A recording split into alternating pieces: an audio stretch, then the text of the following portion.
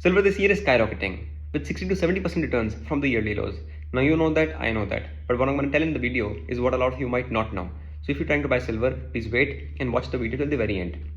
Silver खरीदने के दो तरीके होते हैं, एक आप फिजिकली जाके चांदी खरीद लें यूजर्स से, उसमें स्टोरेज की दिक्कत होती है, कॉस्ट की दिक्कत होती है बिकॉज मेकिंग चार्जेस भी होते हैं और प्राइस थोड़ा ऊपर नीचे हो सकता है। बट डिजिटल सिल्वर जो होता है उसमें कोई स्टोरेज की दिक्कत नहीं, कॉस्ट बहुत मिनिमल होती है और जो प्राइस है स्टेबल रहता है, सेम रहता है, बिकॉज वो एक सिक्योर्ड और रेगुलेटेड वे है सिल्वर खरीदने का, जो सेबी की तरफ से सिक्योर्ड है, मार्केट में ट्रेड होता है, उसको हम बोलते हैं ETF, एक्सचेंज ट्रेडेड फंड। बहुत बढ़िया है, आप खरीद सकते हैं। बट दिक्कत क्या है, मैं ये वीडियो क्यों बना रहा हूँ? दिक्कत यह है because silver has risen so much in the past few weeks, the price has moved so sharply and suddenly there is lack of physical silver available in the market. और अब डिजिटल सिल्वर भी जब आप खरीदते हैं तो आप तो उसको डिजिटली खरीद रहे हैं, but the market maker who is issuing the ETF to you, उसको तो फिजिकल सिल्वर खरीदना पड़ता है ना, बिकॉज अदरवाइज सिल्वर का प्राइस आपको मिलेगा कैसे?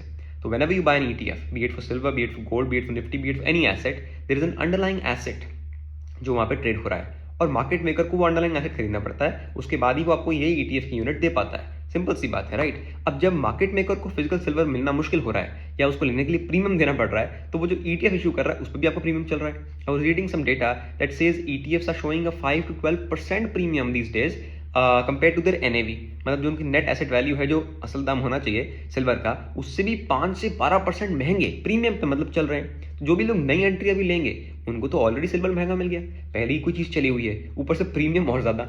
इसी करके you see fund houses like Kotak and UTI and SBI are not allowing fresh inflows into silver, जबकि उनको तो पैसा मिल रहा है, उनको तो कमीशन मिलेगी, फीस मिलेगी, बट फिर भी वो नए इन्वेस्टर्स को लेने से मना कर रहे हैं। इनफैक्ट उन्होंने बंद कर दिए सिल्वर में फ्रेश इनफ्लोज आने से।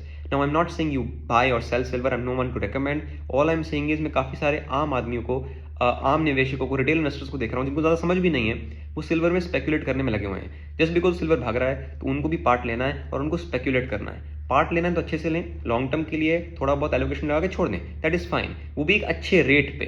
पर किसी भी भाव पे, किसी भी प्रीमियम पे बस घुस जाना बिना समझ हुए, वो भी शॉर्ट टर्म सट्टे के लिए, तो बहुत गलत बात है and you might lose money. So please be careful, please be cautious. Silver is not a bad asset, it is a wonderful asset, but only if you play it in a wonderful manner as well. Please do not speculate, research and only then put in your money.